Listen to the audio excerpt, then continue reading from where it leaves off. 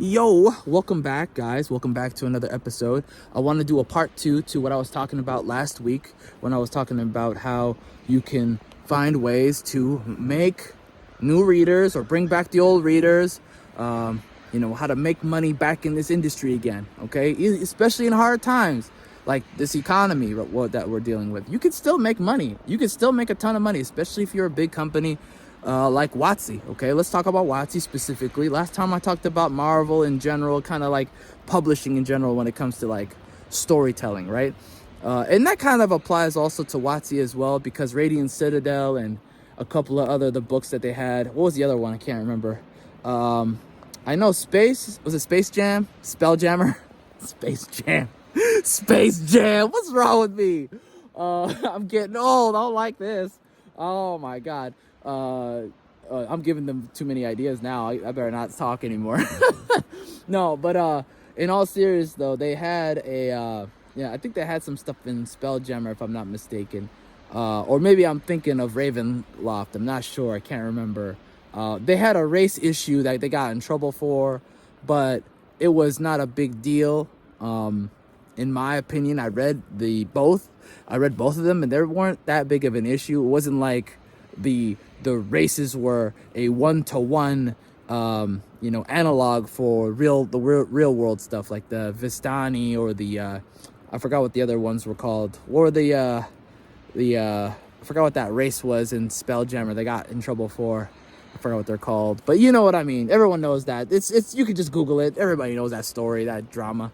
But my point is this. WOTC can still make money with this OGL drama after this OGL drama by simply, making it, first of all, owning up to it fully. They did not own up to it. That OGL apology was garbage. That was trash. Just say, hey, we messed up. You were right. We were wrong. We screwed up. That's it. Not you won and we did too. No, you didn't win. Okay, you messed up. All right, let it go. You messed up. Learn it. You gotta learn it. Make a example of yourself on how to behave. When you always complain about people behaving online badly, you're behaving online badly yourself. What are you talking about? What are we talking about here? It's just annoying, you know what I mean? I'm just like, really, dude? Like, what's your problem? My point is this. You can still make money. First, you apologize fully. And then secondly, you do something like this, okay? You say, hey, we would like to... And now it's kind of over, but this is what I would have done. I would have been like, hey, you guys who make better adventures than us, we want to do a deal with you. We want to publish your adventures through us. So it goes into Barnes and Nobles and all these other bookstores everywhere, basically. Comic shops, game shops, you name it. We just want 10%. Just take 10%.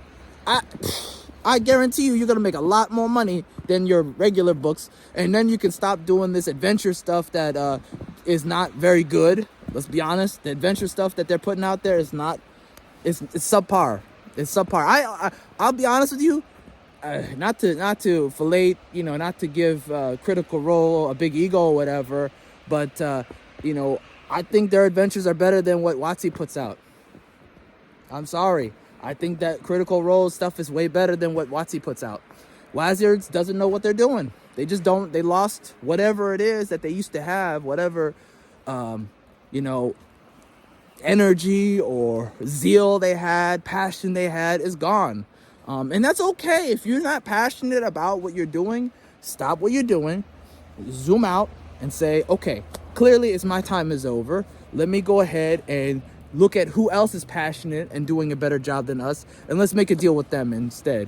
And then they get the exposure, one, because you're not going to get the exposure like that in a regular store and I almost said grocery store, but they don't hold those books anymore.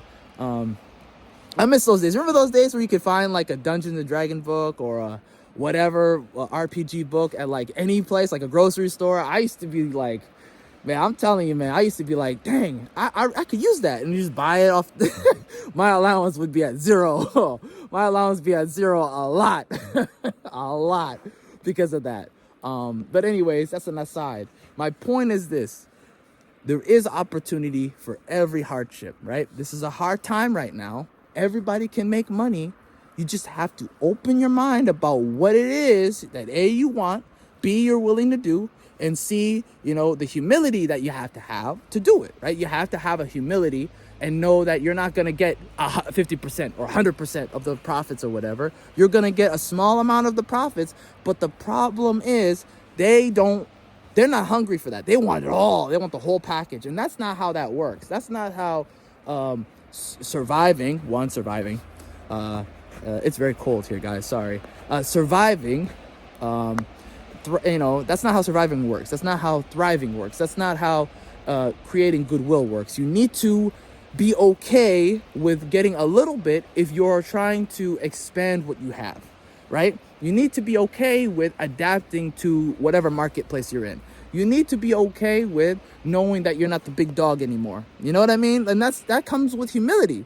And that's okay. It's fine. As long as you, are going up as far as exposure, you're working with new people who are being able to bring in the money, right?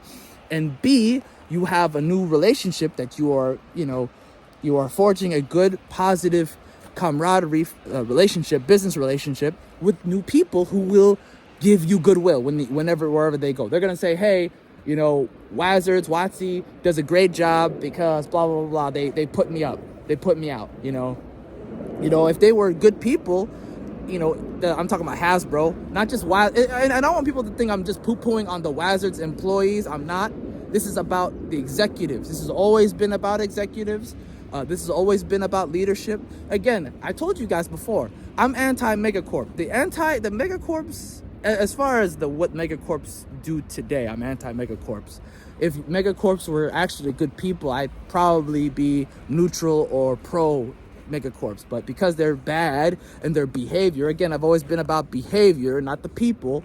I don't care about what background you are, your race, ethnicity, religion, whatever. That has no bearing on what your behavior is. Your behavior has what bearing what your behavior is. Your character is about what you do, and if it matches what you say, A, and B, if what you do is bad. Like, that's clear. I think that's pretty obvious. I think that's you're coming in with you're malicious if you're coming in with me thinking that I don't think that. You know what I mean? Like, that's malicious. Because you guys always knew I've always been about that. But my point is this. That's not the point. The point is this. I went off trail. The point is this. There is a possibility that they could regain good faith from people, right? But that takes years. Again, the truth is harsh. Getting people's trust takes a long time. Losing it, very easy. So it would take years to regain that trust. Do I believe they're going to do that? No, I think it's kind of over for them. I think their hubris is Hasbro and Wizards. Their hubris is too big. They just don't know how to learn. They're not willing to learn, let's put it that way. And it is what it is. I have more faith in the new creators that are out there. I think the new creators that are out there are going to be the future of this marketplace. Anyways, let me know what you think.